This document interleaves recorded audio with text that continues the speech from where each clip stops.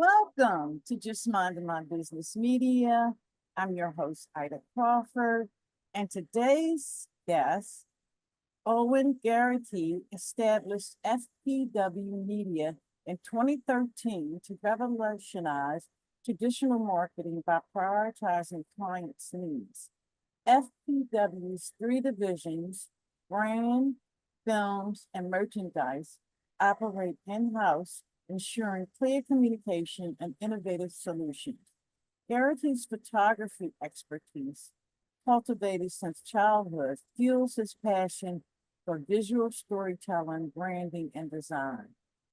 He oversees projects personally, fostering lasting partnerships across industries. Well, welcome to the show, Owen. I appreciate you being here. I appreciate you having me. Thank you very much. Absolutely. So I'm going to ask you a quick question. What made you start this journey? Well, I started doing professional photography when I was 15, which is, I think, quite unique. So this is something that I've done since a very young age. I very quickly realized with all the different agencies that we were working with, how poor of an experience that was. And so I had the idea, after a number of years of working in that space to create something different, to create a better agency, one that was more client focused, more client friendly, and that would provide a much higher level of service than a lot of these agencies were doing at the time. Yes. And I think that's important because at the end of the day, it ain't about you, it's about the clients. That's right. Absolutely. So, with AI being at the forefront now, how does AI and your marketing storytelling come together? Yeah. I think that now with AI being at sort of the forefront of everybody's minds, it's really easy for the creative community, for clients, for people in the agency world to think that a lot of the work that we do is just going to be replaced and that everything is changing. And to some degree, it is changing. But what is really important now more than ever is telling really authentic stories on behalf of clients, and that the average consumer is more educated on what is fake sounding or what feels like it's been created by AI. And so there's this need for highly authoritative, really quality brand storytelling that is even more so now in the world of AI. Now, don't get me wrong, AI is a fabulous tool. We use it throughout almost every process at our agency. However, it's not something that we're just relying on AI to create finished products, right? We're very much using it as a tool, which is what it is, not using it to completely replace the creative process, and making sure that everything we're creating still has that really authentic, human-focused story component to it. Yes, and I think you hit it on the nose, the authentic, because one of the things about what I do, I like people to come real. I'm like, we sitting around the kitchen table talk kind of. Absolutely. People tend to, be more relaxed. They seem to just pour more than if you have all of these, if you feel like what is she going to ask me kind of thing, you know what I'm saying? So I agree with that authentic approach because people can see through when it's not real. Right. Absolutely. So how can you create a brand story that connects in a highly fractured media ecosystem? How do you do that? How do you do that? Yeah. So everybody is exposed to an ever increasing amount of ads every single day, right? If you're a social media user, if you look at a newspaper, if you look at your team's scores on ESPN, you're served thousands of ads a day on average. And so you have to figure out, where is my audience, right? Where are they going to be at a certain moment in time where I can show them something that's going to get them to do what I want them to do? Maybe that's an add to cart, or that's a learn more, or some sort of action we want them to take. And so how are we going to do that, right? How we're going to do that is by creating something that's going to be of value to them and to something that's going to have an emotional reaction or emotional resonance with that person. Because otherwise, we're just scrolling, right? Everybody's just infinitely scrolling, and we've got to get people to stop. So maybe it's not that our ad or our message, the first time that they see it, is going to get them to do anything. Maybe it's the fifth time that they're going to see it. But by the fifth time they see this ever evolving message, they're going to say, oh, I care about that thing. I'm going to learn more. I'm going to take the next step and connect with this company because I need their service, or they're going to solve this problem that I have. And so it becomes, not just about the transaction, but it becomes about everything that precedes it, everything that is happens during when they're in that consideration phase, and then everything that happens after, and making sure that that all works together across all of these touch points, right? We may need to show them something on social media. We may need to show them something on their television. We may need to show them something on their computer. We may need to have them get something in the mail, right? I mean, that's, direct mail still works. Yes. That's a real thing from a marketing perspective. So how do we tell that story with all the tools that are available to us, but keep it centered around that story? Because at the end of the day, if it doesn't matter to the person that's seeing it, we could show them them 1,000 times, and they're still not going to take any action. Mm-hmm. Okay. So that led to the question of ensuring the brand stories resonate with consumers. So you kind of hit it in that comment because, it's gotta resonate with people. Yeah, and I'm sure with your business, you find that too. If people want to know you, they want to know the why. Like, why did you start out? Why did you start doing what you're doing? And once you're able to connect with them on an emotional level, like you said, across the dining room table, we want to create those dining room table moments with every one of our clients' customers, regardless of whether we're selling a big piece of equipment or we're selling a purse, right? It doesn't matter what it is. We want to make sure that we're telling that story. And so then when they transact with that brand, they feel really good about it, and they're loyal, and we're creating that brand loyalty every step of the way. Yes, yes. So let's talk about ROI a little bit, and how you track that in your marketing. Yeah, it's interesting. I have these conversations on I would say daily basis with a lot of the CMOs that we work with, a lot of the senior executives, and there's this perception that you can't quantify marketing return on investment. That it's just not possible, right? It's too fugazi, it's too sort of in the wind, so to speak, and that's just not true, especially now with how regimented all the digital platforms are. We can really tie things together. So where we always start is, what are we trying to achieve?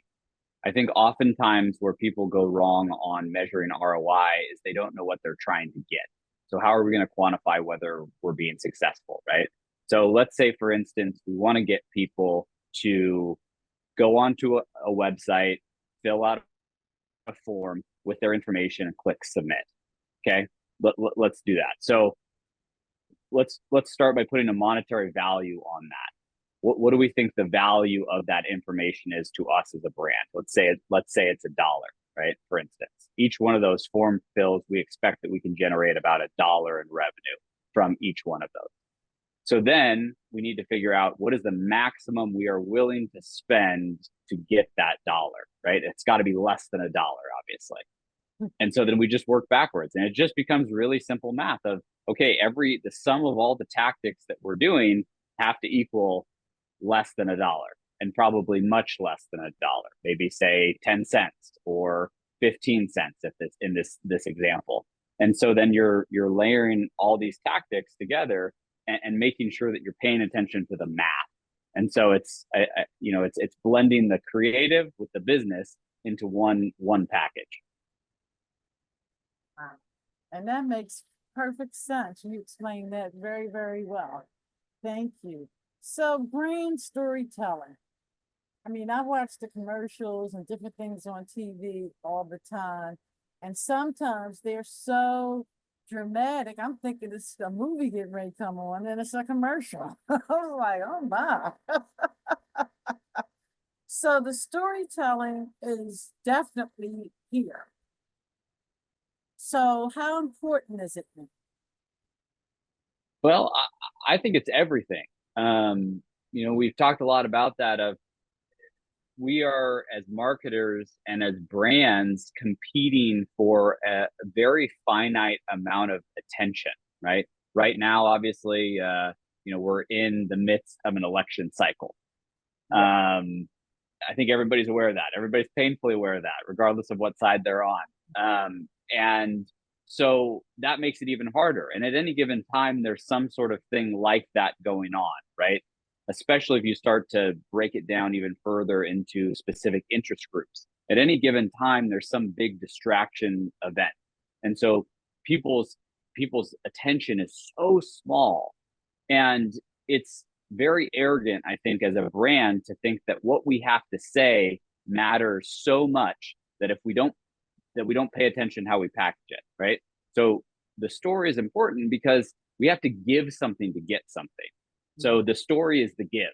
We are connecting, we are spending the time to speak directly to our customer in a way that makes them feel important, that makes them realize that we understand who they are, what matters to them, and that we're going to take the time to produce a message that adds value to their life, that asks them to do something in a way that they want to do it. And it's not just, hey, buy this thing right now, please. It's we're going to connect with you on an emotional level and tell you a story, and go from there. Yes, yes, indeed. So people want to work with you. How do they do so? Yeah. So we are very lucky that we've grown primarily through referrals. We're a little bit selective about who we work with because we want to make sure we can add value, that we can provide that ROI. But a great place to start is our website, which is fpwmedia.com. FPW stands for Fast Paced World. People also can connect with me on my socials, or at my website. I have a personal website, owengarrity.com. And that's a great place to start. And then I can introduce those people to the relevant part of my team. Yeah. So now let's talk a little bit about the right audience. So I see different marketing things out there on every channel, social media, television, podcast, you name it, is there. So how do you know your message is going to the right audience? Yeah. So there's two levels to it, right? And I think this is where a lot of people get this equation wrong. Is I need the right audience and I need the right audience at the right time. Because if I don't have both of those things, it doesn't matter. I can have one or the other, but it's still not going to work. So first and foremost is a lot of brands, believe it or not, even really big brands do not have ICP, which is ideal customer profile, totally figured out. So they haven't gone through the exercise with an agency or internally to determine who actually is our ideal customer, right? And so we always start with, let's create this synthetic person that is a model of exactly what we are trying to target. What do they do for a living? Where do they live? What type of lifestyle do they lead? What do they buy? And we start to create all these things. So then from there, we're able to make sure that we're delivering our message in a platform or at a place that those people exist, right? Whether that be digitally via like a programmatic audience targeting, or whether that be partnering with a specific event where a lot of those people are going to be, or. Then from there, we think through, and this is more the art than the science part, is at what point in that person's day or over that person's week or even a longer cycle are they going to be receptive to our message, right?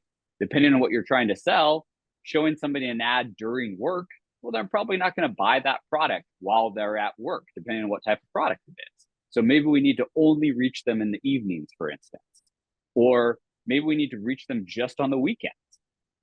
And so then there starts to be this thought process that we go through as far as how do we make sure that we are getting the absolute maximum bang for our buck of all the advertising dollars that we're spending by making sure we've got the right person at the right time. Okay. And that's like, I mean, a good one, I think, is the pharmaceutical companies.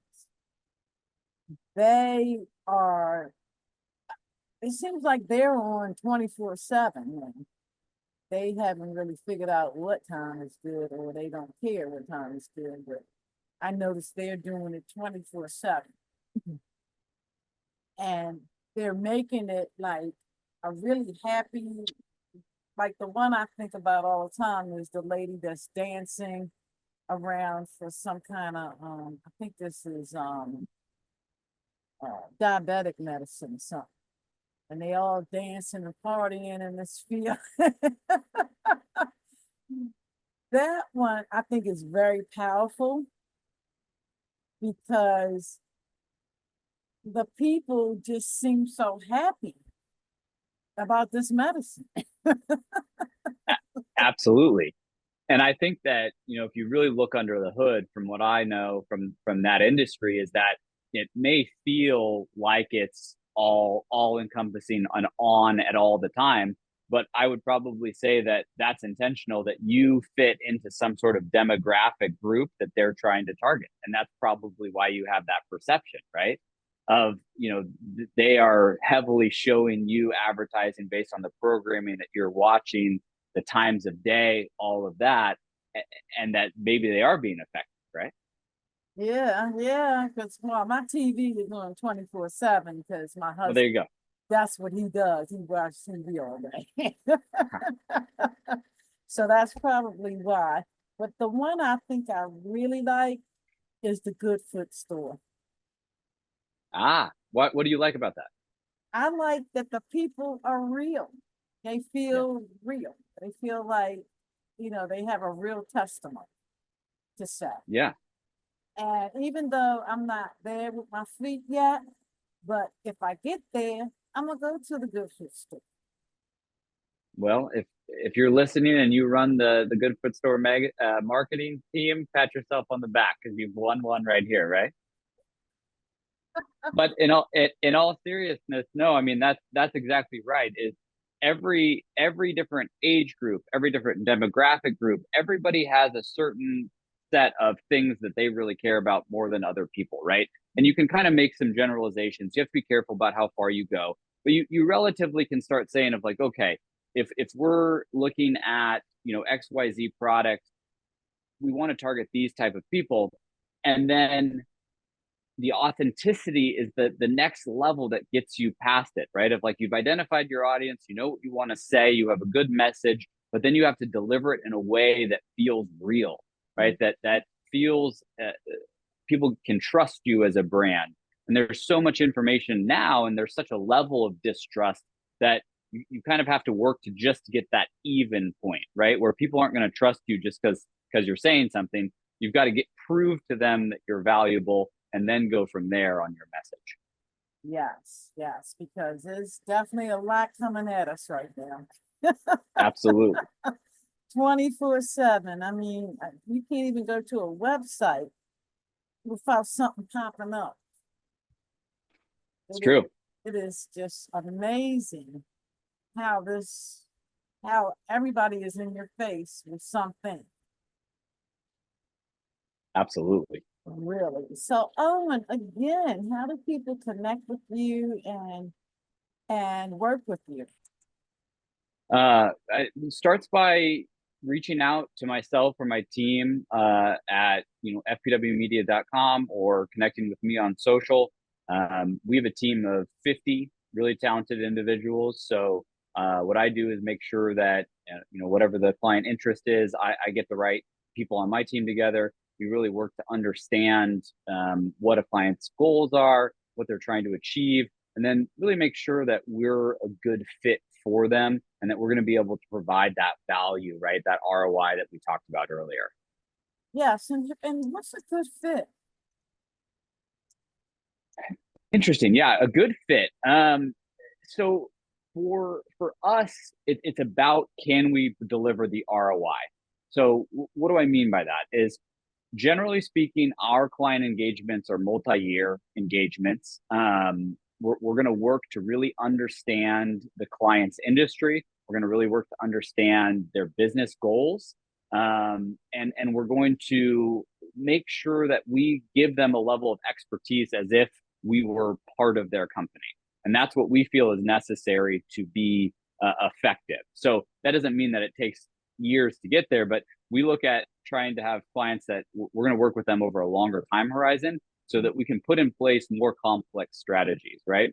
I think that for us, clients that come to us and say, in 2 months, I want to do this, this, and this, and then we're never going to talk again, probably aren't the best fit for us because what we know to be true is that really effective marketing takes a little bit of time, right? You have to put all these pieces together, and then you have to get a repetition of message, and you have to refine from a data perspective over and over and over again to get to a point where you're really hitting it out of the water.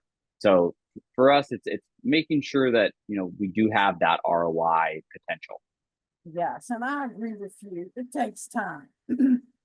And if anybody out there that thinks that they're going to put something out 1, 2, 3, 4 times and think it's going to be a hit, they're not living in the real world. It takes time, repetition, and really looking at what's working, what's not. And what I've seen in some of the different marketing strategies is that they take like a commercial and they might edit it and just show a certain part. And then the next time they run it, they might show another part. Like, Absolutely.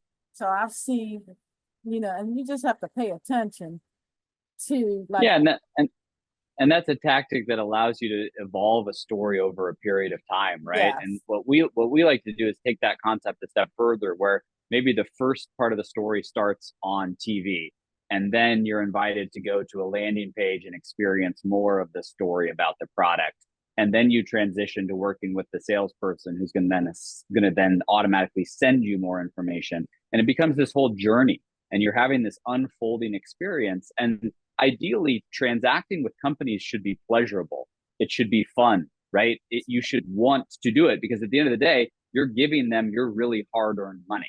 And I think that unfortunately, because of all the challenges with the pandemic and just staffing and so forth and so on, is that a lot of companies have really lost sight of that's how it should be. And yes, so we really like to work with companies who understand that, who are really committed to a high level of customer service, and will give us the leeway to create these experiences that expand over time. Because ultimately, that's going to be a lot more effective. They're going to make a lot more money from those strategies, and we're going to be able to demonstrate a much higher level of ROI.